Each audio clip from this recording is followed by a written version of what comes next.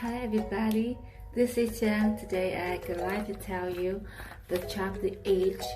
A Jupiter begins fulfilling his promises. Let's start from the beginning and let's see how far I can go. Let's go. Four cats jumped from the roof to the balcony and knew immediately that they were too late. The colonel and Jupiter observed the lifeless body of the gull with respect, while Secretariat whipped his tail in the wind to rid off the smell of benzene. I believe we should fold her wings. That is what is done in these cases, the colonel said sadly.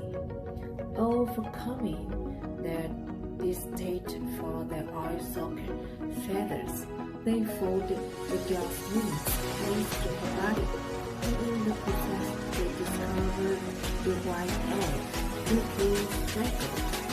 The egg! She did it! She laid her egg, Jupiter exclaimed.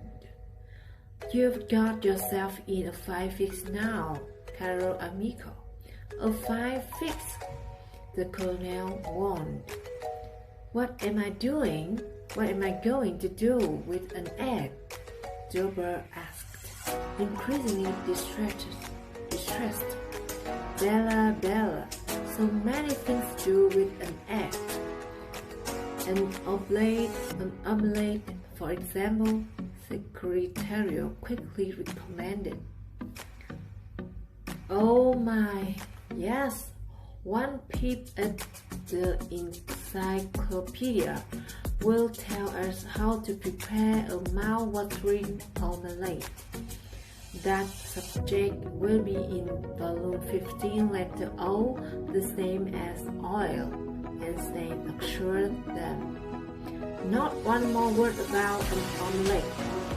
Jupiter insisted that poor girl, that he could look after her egg and her chick.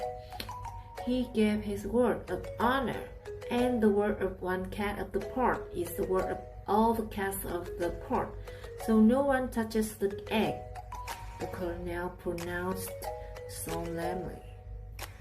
But I don't know how to care for an egg. I never done this before. Jupiter yelled, desperate. Six Eyes turned toward Einstein. Perhaps in his famous encyclopedia there would be something on that subject. I must consult volume 5, letter E. You may be sure that we will find everything we need to know about the egg. But for the moment, I advise warmth, body warmth, a lot of body warmth. Einstein's tone was preparatory and school-tutory, which means you lie there but don't make omelette. Secretariat advised.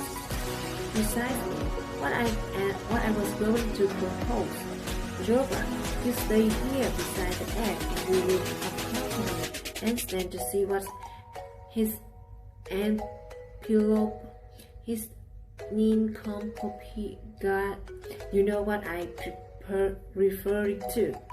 We will be back this evening with that information, and then we'll all bury this poor seagull, the colonel arranged before leaping to the roof.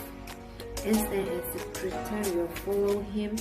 Jupiter was left on the balcony with the egg and the dead gull. Very carefully, he lay down and poured the egg close to his belly. He felt ridiculous. He thought of the raising he could get if the two ruffian cats he faced down that morning would see him now. But a promise is a promise, and so, warmed by the sunshine, he fell asleep with the blue speckled egg next to his big fat black stomach. That's the end of this chapter. Thank you for listening. See you next time. Bye bye.